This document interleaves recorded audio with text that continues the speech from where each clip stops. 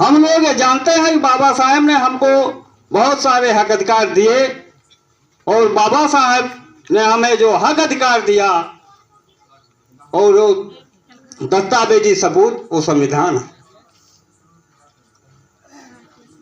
तो बाबा साहेब ने जो संघर्ष किया या उसके पहले जितने भी मूल निवासी महापुरुष रहे जो संघर्ष किए, हमारे लिए हक अधिकार के लिए संघर्ष किए। यदि हमारे महापुरुष हमारे हक अधिकार के लिए संघर्ष किए तो हमारे महापुरुषों की लड़ाई किसी से थी। हमको हक अधिकार से वंचित करने वाला वो कौन सा समाज था, हमको चिन्हित करना होगा, जानना होगा। हम लोग, बाबा साहेब ने हमें हक अधिकार दिया, संविधान दिया, इतना तो जानते हैं। लेकिन बाबा साहब ने हमें जो हक अधिकार दिया तो किससे लड़ के हक अधिकार दिया? बाबा साहब कहते हैं जागरूक व्यक्ति वही है, शिक्षित व्यक्ति वही है जो अपने दोस्त और दुश्मन की पहचान कर सके। हम लोग बाबा साहब तो अपना मान रहे हैं, ज्योतिबा राव फूले को अपना मान रहे हैं, साहू जी महाराज को अपना मान रहे हैं, लेकिन दुश्मन को पहचाने बगैर आप दुश्मन से बच नहीं सकते। बाबा साहब कहते हैं जो कौम अपना इतिहास नहीं जानती वो अपने भविष्य का निर्माण नहीं कर सकती।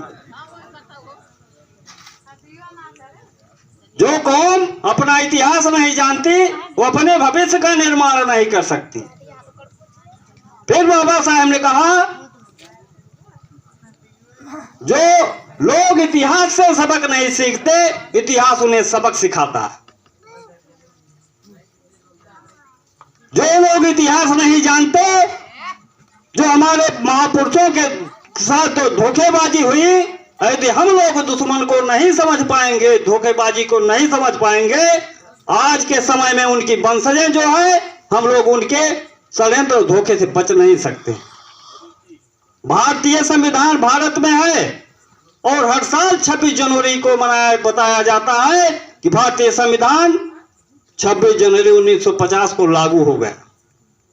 संविधान, उसके पहले क्या था? मनुस्मृति था, असमानता, छुआछूत, भेदभाव, ढोंग, पाखंड, आडंबर ऐसे कर्मकांड होते थे। लेकिन 26 जनवरी 1950 को जो भारतीय संविधान लागू हुआ, क्या लागू है? क्या किसी के साथ भेदभाव नहीं होता? माताएं बहनें, किसी के साथ छुआछूत का भेदभाव होता है कि नहीं?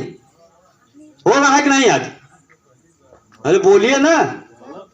बहुत है हो रहा है जी हाँ। कहाँ संविधान लागू?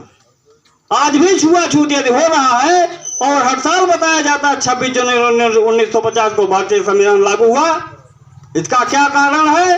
लागू ही नहीं हुआ। और हर साल हमारे लोगों को बेवकूफ बनाया जाता है, बताया जा रहा है कि लागू हो गया। कहीं ये भारतीय संविधान को लागू करने के लिए क्रांति आंदोलन न करते। हर साल 15 अगस्त को हमें बताया जाता है कि 15 अगस्त 1947 को भारत आजाद हो गया। यदि भारत आजाद हो गया, क्या आजादी हमारे लोगों को महसूस होती? नहीं होती। जब आजादी हम लोगों को महसूस नहीं होते, फिर भी हम लोग मान लेते हैं कि भारत 15 अगस्त 1947 को आजाद हुआ। आज के समय में हम लोग गुलाम हैं। यदि आजादी महसूस नहीं होते, इसका मतलब हम लोग आजाद ही नहीं हुए और हमको बेवकूफ बनाया जाता है कहीं ये आजादी का आंदोलन न छेड़ दे। इसलिए हर साल बताया जाता है कि 15 अगस्त 1947 को भारत आजाद हुआ। हम लोग आजाद नहीं। जो गुलाम बनाने वाले जो पहले लोग थे, अंग्रेजों के जाने के बाद शासन सत्ता पर वही लोग काबिज हुए।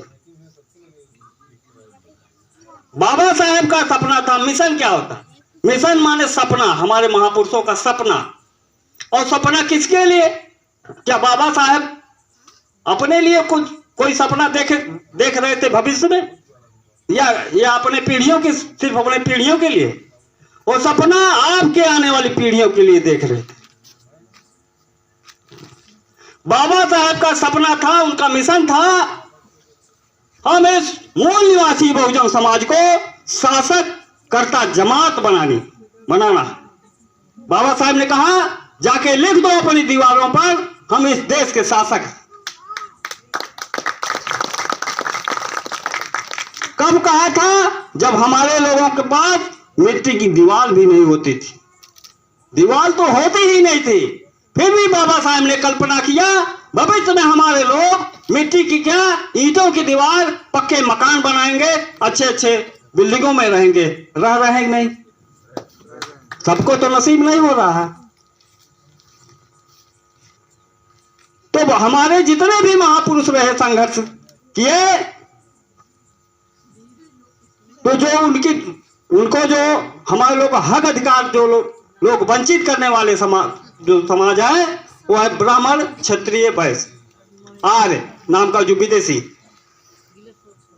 बाबा साहेब को या पढ़ने के अधिकार से जो वंचित किया, जो कानून बना था मनुस्मृति, जहां बच्चे जब कमरे में जाते हैं, जहां जूता चप्पल निकालते हैं, बाबा साहब वहां बैठकर शिक्षा ग्रहण की। किसका कानून था? ब्राह्मणों का कानून था।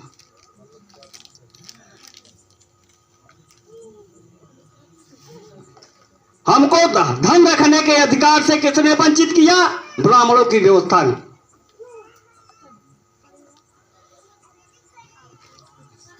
हमको ऊंच नीच छुआछूत किसने बनाया? ब्राह्मणों की व्यवस्था। आज भी छुआछूत ब्राह्मण करता है, लेकिन हमारे लोग फंसते हैं।